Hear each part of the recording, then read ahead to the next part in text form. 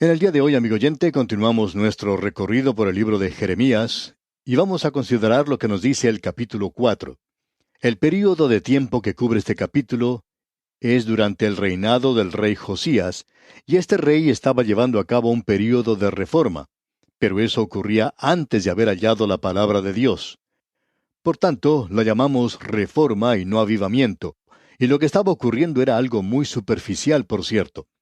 Creemos que Josías era muy sincero y que él, por cierto, se inclinaba hacia Dios y escuchaba lo que decía Jeremías.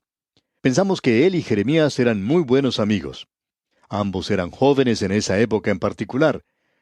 Pero en lo que se refiere a la gente, ellos no se estaban volviendo a Dios en manera alguna.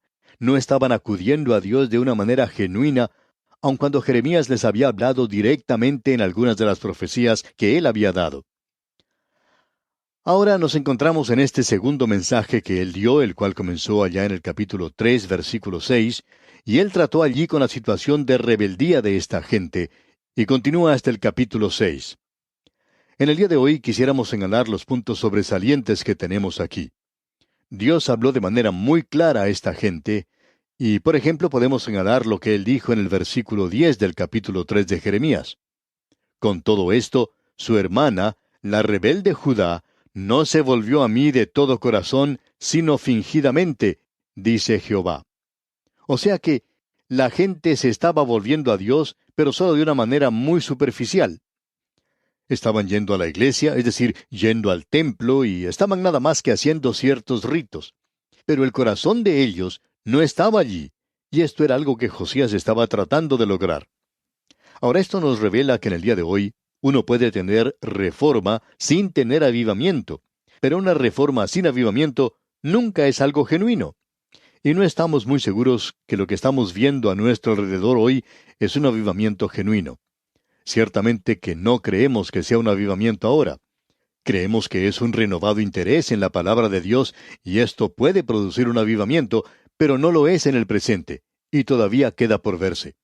Y creemos que en el futuro cercano podremos apreciar lo genuino que esto es, y si esta es una experiencia pasajera para gran cantidad de personas, o si esto es en realidad una conversión genuina.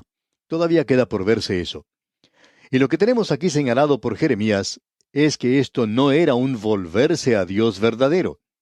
Pero fue lo suficiente como para mover a este profeta Jeremías a dar esa profecía tan tremenda que vimos en nuestro estudio anterior, allá en el capítulo 3, versículos 16 al 18, mirando hacia el futuro de aquellos tiempos.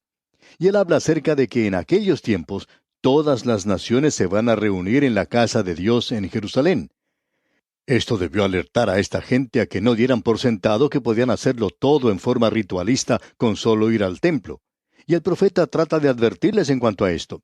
Pero por supuesto no tiene éxito. Él dice en el versículo 22 de ese capítulo 3, «Convertíos, hijos rebeldes, y sanaré vuestras rebeliones. He aquí nosotros venimos a ti, porque tú eres Jehová nuestro Dios».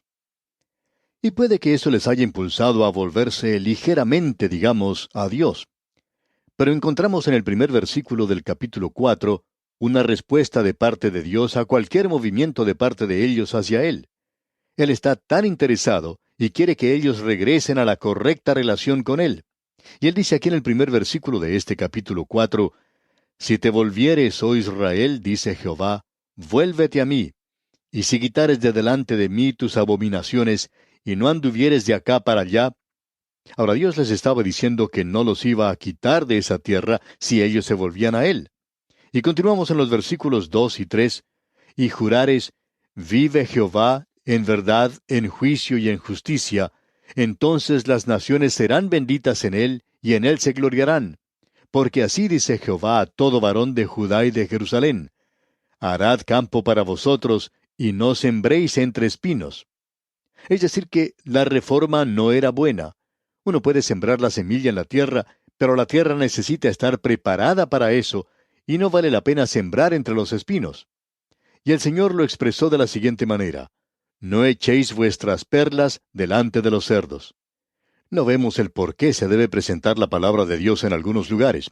Por ejemplo, hay algunos evangelistas que han tratado de ir a trabajar a lugares donde hay muchos juegos de azar y donde hay mucha diversión. Y alguien dice, Bueno, esa gente también debería escuchar el Evangelio. Eso lo llamamos nada más que insensatez piadosa.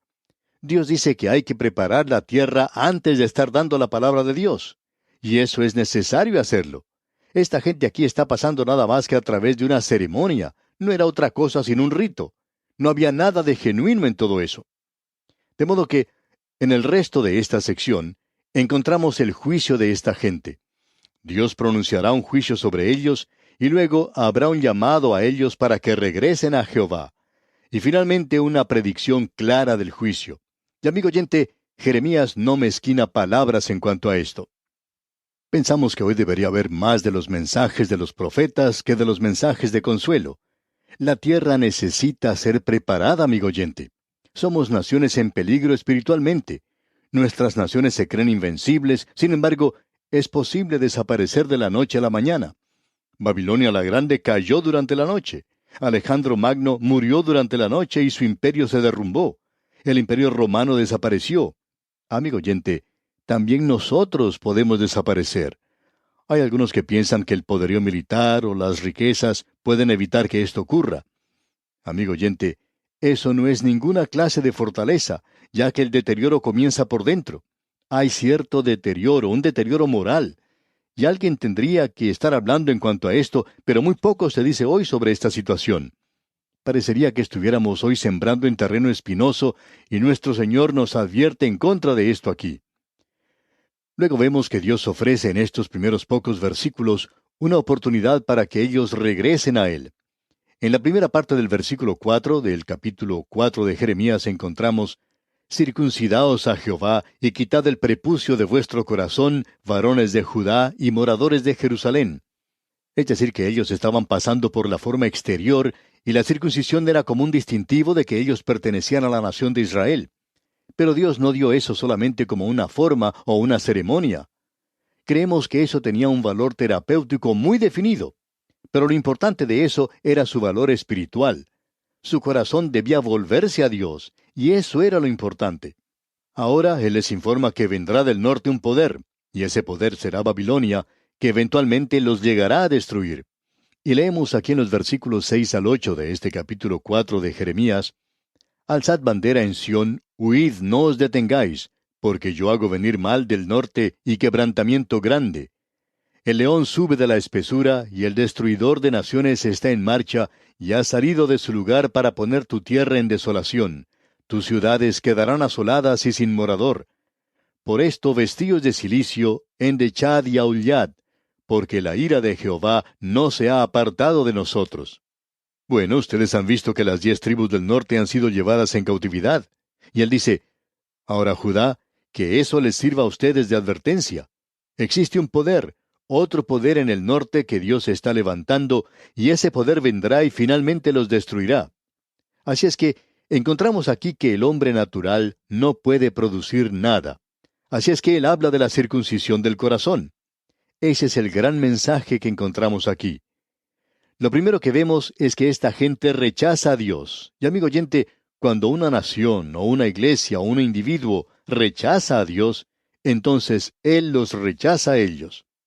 Usted recuerda que cuando el Señor Jesucristo se ofreció a sí mismo como el Rey para Israel, y cuando ellos le rechazaron, entonces Él les rechazó a ellos. Él dijo: He aquí vuestra casa os es dejada desierta. Eso lo leemos allá en el capítulo 23 del Evangelio según San Mateo, y si eso no lo hace palidecer con un poco de temor, nada entonces logrará hacerlo. Uno habla acerca del apacible Jesús. Lea, amigo oyente, ese capítulo 23 de San Mateo. Ellos le rechazaron a Él. Él es el Rey. Entonces Él les rechaza a ellos. Amigo oyente, usted puede rechazar a Dios, esa es su libre voluntad. Pero Dios también puede hacer lo mismo, y Él le rechazará a usted. Usted realmente queda fuera cuando Él hace eso. Pero debemos agregar que Él muestra su gracia, que Él es bondadoso, que Él le da a usted la oportunidad de hacerlo. ¿Y qué sucede cuando un pueblo rechaza a Dios? Lo que sucede es que cuando cualquier pueblo privilegiado, ya sea Israel o alguna iglesia hoy, rechaza a Dios, y Él los rechaza a ellos, los demás los consideran como malvados, como desecho, como desperdicio. Eso es lo que uno puede encontrar a través de toda esta sección aquí. Y tenemos 3 pasos. El pueblo rechaza a Dios y concluye con esa nota. Y en el capítulo 6, versículo 19 podemos ver, Oye tierra, he aquí yo traigo mal sobre este pueblo el fruto de sus pensamientos, porque no escucharon mis palabras y aborrecieron mi ley. Ellos habían rechazado la palabra de Dios, habían rechazado a Dios. Y cuando ellos hacen eso, entonces hay algo que sigue lógicamente a esto. Dios los rechaza a ellos. Notemos lo que dice ahora el versículo 30, que es el último versículo en este mensaje. Plata desechada los llamarán, porque Jehová los desechó. Ese es un versículo muy destacado. Hay muchas personas que pretenden ser seguidores del Dios vivo y verdadero, y también lo es la iglesia hoy. Y muy a menudo uno escucha a la gente decir, nosotros somos una nación cristiana. Y eso no es cierto. Somos tan paganos como los peores. No me diga que no lo somos porque nos encontramos en esa posición. En ninguna parte se encuentra que se dé énfasis a la palabra de Dios en el presente. Hace un tiempo atrás apareció un artículo en la revista Selecciones titulado El libro que casi nadie lee. Bueno, ¿sabe usted de qué está hablando? De la Biblia, por supuesto. Y estamos de acuerdo con ese título. Pero escuche usted lo que dice aquí. Y con esto no estamos de acuerdo. Resumiendo, una forma de describir la Biblia, escrita por muchas manos diferentes en un período de 3,000 años y más aún, sería el decir que es una colección desordenada de unos 60 libros que a menudo son cansadores, bárbaros, oscuros y que abundan con contradicciones e inconsistencias. Es un hervidero de libro, una ensalada de poesía y de propaganda, de ley y legalismo, y de mito y mirra, de historia e histeria. Y amigo oyente, queremos decir que todo esto que acabamos de leer, es una solemne mentira. Eso no es cierto. La persona que escribió eso solo ha llegado a escribir un artículo y aparentemente no sabe nada en cuanto al contenido de la palabra de Dios. Nos gustaría que siguiera este programa de 5 años que tenemos. Amigo oyente, tenemos que decirle que aún nos encontramos en la misma posición en la cual estaban estas personas, y que el profeta Jeremías les explica con toda claridad que cuando un pueblo rechaza a Dios y solo finge el seguirle, entonces el mundo los rechaza. Usted recuerda que algunas de las potencias que participaron en la Segunda Guerra Mundial, después que terminó, atravesaron por un período de recuperación bastante dura. Y si uno miraba a esa gente en esa época, podría pensar que era la gente más piadosa que uno pudiera ver. Sin embargo, todo ha cambiado hoy. Si uno da hoy una mirada hacia esos pueblos, notará el cambio tremendo que ha habido. Ni siquiera se hace mención de Dios por ninguna parte. Y entonces resultan artículos como el que acabamos de leer respecto a la Biblia. Un desconocimiento total de Dios. Y amigo oyente, uno no puede pretender ser un pueblo que teme a Dios y luego ser hipócrita en cuanto a eso como nación y esperar que el mundo lo respete. Dios ha ordenado estas cosas que sean así, y sabemos que esto no es algo muy popular. Y Jeremías no era muy popular tampoco en su día. No esperamos ganar un concurso de popularidad. La Cámara de Comercio nunca nos ha invitado y nos ha dado un premio diciendo que somos las personas más destacadas del año. Quizá le gustaría hacer lo contrario de esto. Lo que tenemos ante nosotros, amigo oyente, en este libro, es el hecho de que este pueblo, el pueblo de Israel, rechazó a Dios. Y a través de toda esta sección, uno puede encontrar que una y otra vez ellos se niegan a escuchar, que ellos se niegan a volver a Dios. Notemos ahora algunos de los puntos más sobresalientes de este mensaje. En el capítulo 4, versículo 22 leemos, Porque mi pueblo es necio, no me conocieron. Son hijos ignorantes y no son entendidos. Sabios para hacer el mal, pero hacer el bien no supieron. Es interesante notar que los gobiernos hoy llaman a los intelectuales para que ayuden a gobernar. Siempre se está buscando a las personas de más inteligencia. Sin embargo, según este versículo, son sabios para hacer el mal. Sabemos hacer las cosas bien en los negocios y en todas otras cosas. Pero lo interesante es ver que no sabemos hacer bien las cosas en cuanto al bien. No somos tan grandes hoy como aquellos que conocen a Dios, y Dios dice que pretendemos conocerle. Sin embargo, no le conocemos en realidad. Eso es lo que Jeremías está diciéndole a su pueblo aquí, que esta gente era necia. Decía que conocía a Dios. Es lo mismo que este hombre que escribió este artículo que mencionamos hace un momento. No creemos que ese hombre sea competente para escribir un artículo en cuanto a la Biblia, porque no conoce nada en cuanto a la Biblia. Es lo mismo que si nosotros quisiéramos escribir algún artículo científico sin haber estudiado nada en cuanto a eso. Es por eso que insistimos que personas famosas, intelectuales de afuera, no son capaces en realidad de escribir nada en cuanto a la palabra de Dios. Eso es importante. Ellos no conocen a Dios. Y uno tiene que conocerle a Él para conocer su libro. Es interesante notar que uno puede leer bien un libro humano, pero es necesario conocer al autor. Él es un ser humano, pero amigo oyente, si usted quiere conocer este libro, es mejor que usted conozca a su autor, y es mejor que usted lo tenga a él como su maestro, porque nadie, ninguno de nosotros puede enseñar. Solo el Espíritu de Dios puede hacer que esto sea algo real y verdadero. Y aquí tenemos un mensaje realmente tremendo. Ahora, pasando al capítulo 5, leemos en el versículo 1: Recorred las calles de Jerusalén y mirad ahora e informaos. Buscad en sus plazas a ver si halláis hombre, si hay alguno que haga justicia, que busque verdad, y yo la perdonaré.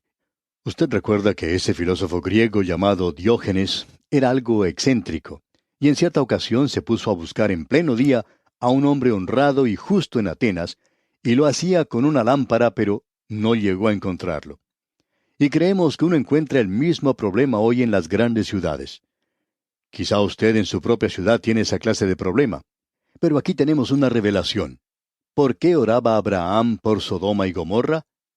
Él dejó de orar cuando pidió que Dios salvara la ciudad si encontraba allí 10 personas justas. Dios hubiera salvado a la ciudad por una persona. Y él tuvo que sacar a esa persona fuera de la ciudad y logró que Lot saliera de allí antes de destruir esa ciudad. Este es un mensaje realmente tremendo, y escuche cómo habla él a su pueblo aquí en el versículo 8 de este capítulo 5 de Jeremías. Como caballos bien alimentados, cada cual relinchaba tras la mujer de su prójimo. ¿No es ese el pecado más grande hoy? El sexo es el pecado, pero no lo llamamos pecado hoy. Es nada más que una nueva moralidad. Pero, amigo oyente, uno habla de eso, y aquí tenemos un sarcasmo de primer orden, ya que él dice que cada hombre relinchaba tras la mujer de su prójimo. ¡Qué cuadro el que tenemos aquí de nuestra cultura contemporánea y qué mensaje es este para nosotros, amigo oyente! Ahora, en el versículo 27 del capítulo 5 leemos: Como jaula llena de pájaros, así están sus casas llenas de engaño. Así se hicieron grandes y ricos.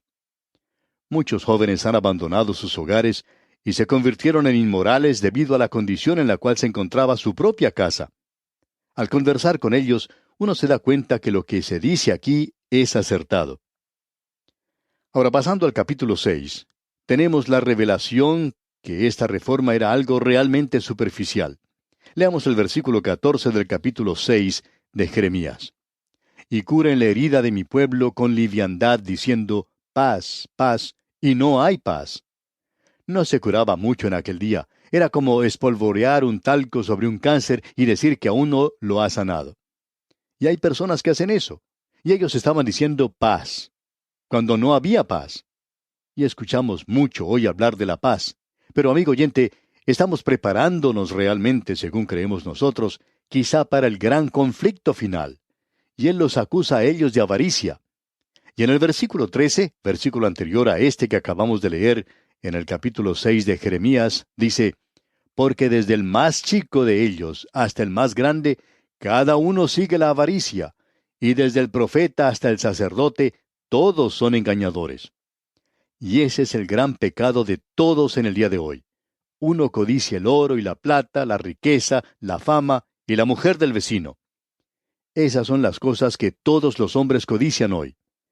Bien, nosotros hemos considerado estos dos versículos en cuanto al rechazo. Dios dice: ustedes han rechazado mi ley, la han aborrecido. Por tanto, Dios dice: yo os rechazaré. Y cuando yo os rechace, los hombres de todo el mundo van a rechazarles también. Es interesante esto, ¿verdad? Tuvo lugar en los días de Isaías y está obrando el día de hoy también. Una gran nación que ha gastado millones y millones tratando de ganar amigos a través del mundo, sin embargo, ¿no es eso lo que ha sucedido? Porque esa nación también ha rechazado a Dios y Dios les rechazará a ellos. Y esto, amigo oyente, debería servir de mensaje solemne para cada uno de nosotros, para cada una de nuestras naciones. Pero tememos que estamos tomando esto de una manera muy ligera. Bien, y aquí vamos a detenernos por hoy, amigo oyente.